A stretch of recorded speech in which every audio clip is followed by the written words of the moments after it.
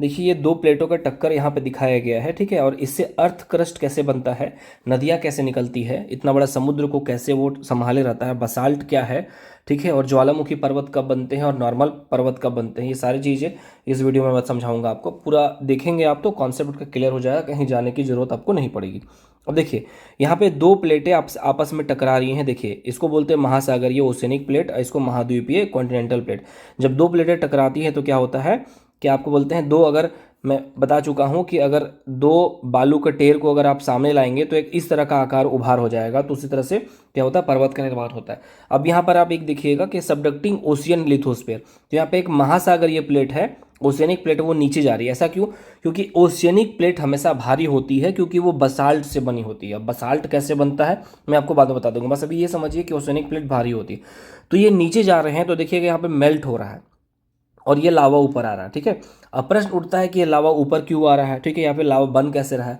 तो एक नॉर्मल सा थ्योरी है कि जैसे आप एटमॉस्फेयर में ऊपर जाते हैं तो टेम्परेचर क्या होता है, घटता चला जाता है, ठीक है।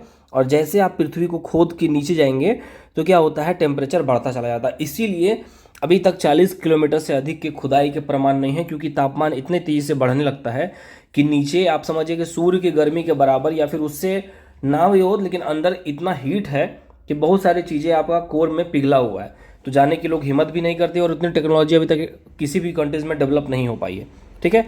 तो जैसे जैसे क्या होगा, जैसे जैसे हम नीचे जाएंगे तो तापमान बढ़ता जाएगा। तो फिर नीचे अगर लावा है तो लावा के पास आगे जाके मिलेगा, या फिर लावा से और नीचे और हीट है तो क्या होगा, फिर वो पिघलेगी और जब इस पर प्रेशर बन रहा है तो क्या होगा, तोड़ते हुए ऊपर आएगी, ये इस तरह से तोड़ते हुए ऊपर आएगी।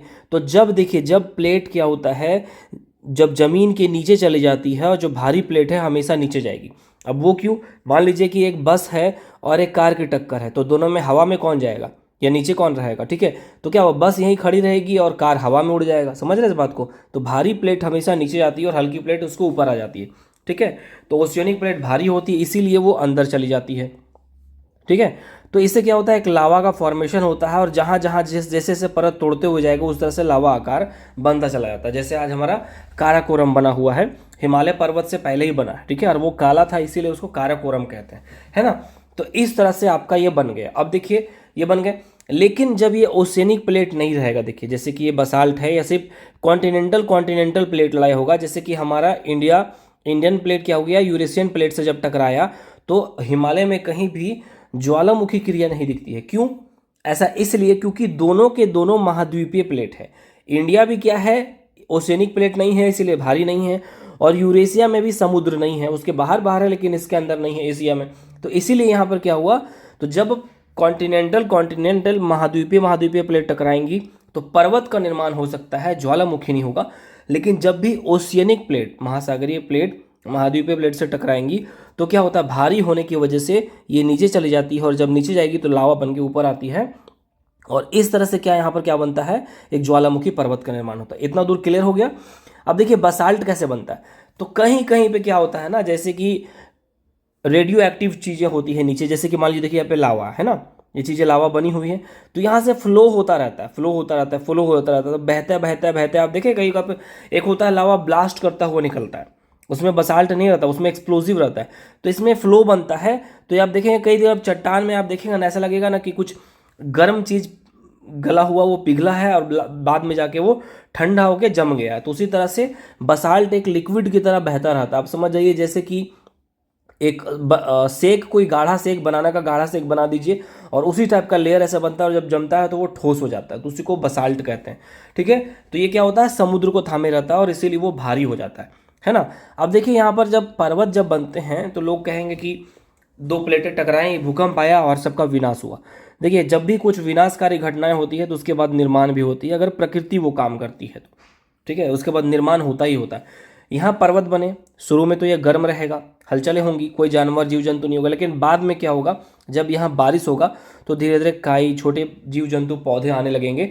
और जब यहाँ से देखिए, जब ये माउंटेन बनेगा तो ये ऊंचा स्थल हो गया, तो यहाँ से बारिश होगा तो इधर ये पानी आएगा, तो इस इलाके में जो लोग बसेंगे उनको नदी मिल गई, ठीक है, और इधर में भी आएगा। तो इससे क्या होगा कि एक सभ्यता डेवलप होने का रास्ता तैयार हो गया। समझ गए ज्वालामुखी कैसे काम करता है। उसके बाद यहाँ पे बहुत सारी खनिज संपदा है।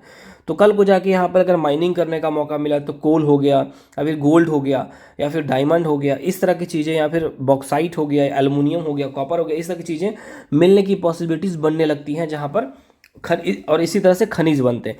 फिर यहाँ पे देखिए ये जो लावा बन के आया है, तो लावा में कौन सा मेटल कहाँ पे है कुछ नहीं पता, यहाँ पे जाके स्टोर हो गया, पता चला आपने खुदाई की, यहाँ पे सोना मिल गया, ठीक है, यहाँ पर आपको एल्युमिनियम मिल गया, यहाँ पे आपको कॉपर मिल गया, समझ रहे हैं ना। तो इस तरह से जैसे कि एक चीज़ डिस्ट्रॉय हुआ तो एक अलग चीज़ का एक निर्माण हुआ।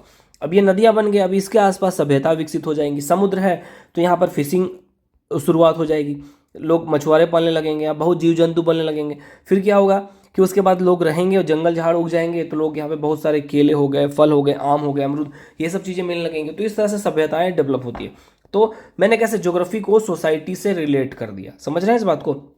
अब जैसे कि देखिए यहाँ पर इकोनॉमी, इंटरनेशनल ट्रेड है, तो मान लीजिए यहाँ पर इसको थोड़ा सा इंडिया का बॉर्डर आप मान लीजिए, ऐसे करके इंडिया का बॉर्डर ऐसे, तो क्या होगा, यहाँ समुद्र है बना, तो क्या होगा, यहाँ पर आपका नाव आ गया, यहाँ से बोटिंग कर सकते हैं आप। उसके बाद फिलीपींस, ठीक है, इंडोनेशिया, जकार्ता, ये सब चीज़ें क्या होता है, अफ्रीका में क्या होता है, आप ओशियन ट्रेड कर सकते हैं।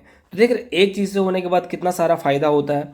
तो याद रखिए जब नेचर कभी किसी चीज़ को डिस्ट्रॉय करता है तो समझिए कि किस चीज़ का जन्म होने वाला है। तो इस तरह से दो प्लेटें टकराती हैं और एक फॉर्मेशन होता है। कभी भी ओशियनिक प्लेट टकराएगी तो ज्वालामुखी होने की संभावना अधिक होती है, क्योंकि ये भारी होती है। बेसाल्ट चट्टान एक बार आप गूगल में सर्च कर लीजिएगा, आपको पता चल जाएगा। तो इसी तरह से हिमालयस बना है, नॉर्थ अमेरिका और साउथ अमेरिका में एंडीज रॉकीज बना है, ठीक है। और जहां भी समुद्र के आसपास चट्टान बने होंगे वहां पर ज्वालामुखी होने की संभावना रहेगी, ठीक है। तो ये आपका प्लेट टेक्टोनिक मूवमेंट के द्वारा कैसे चला, कैसे नदियां बनी और इस तरह से।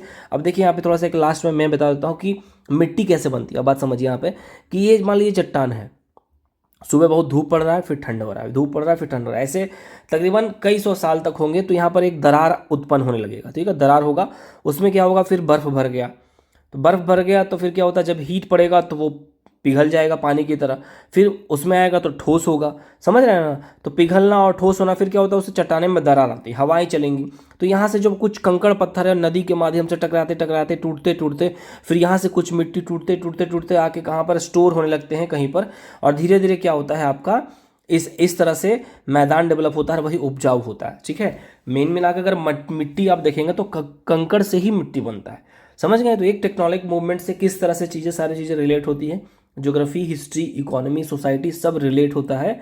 चीज़ों को ब्रॉड स्तर से देखने की जरूरत होती है, ठीक है। पानीपत का मैदान पानीपत के मैदान में हुआ था, पहाड़ में नहीं लड़ा जा सकता है युद्ध, ठीक है, कारगिल में, क्योंकि उस समय टैंक या फिर चिनूक हेलीकॉप्टर या अपाचे या फिर रफाल या फिर सुखोई एयरक्राफ्ट कैरियर नहीं था कि घोड़ा हवा में उड़ रहा है और ऊपर से ही लाद चला रहा है, ठीक है, ऐसा चीज़ें पहाड़ में। तो इसी तरह से होता है, ज्योग्राफी क्या होता है, हिस्ट्री डिसाइड करती है।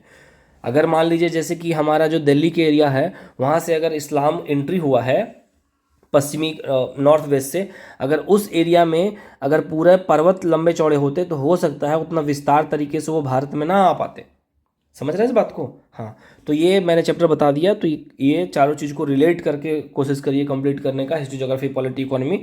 एक ब्रॉड स्टैंडिंग हो जाता है, पढ़ने का एक स्टैंडर्ड तरीका है, ठीक है। अच्छा लगे तो लाइक कर दीजिएगा, दोस्तों में शेयर कर दीजिएगा। Thank you.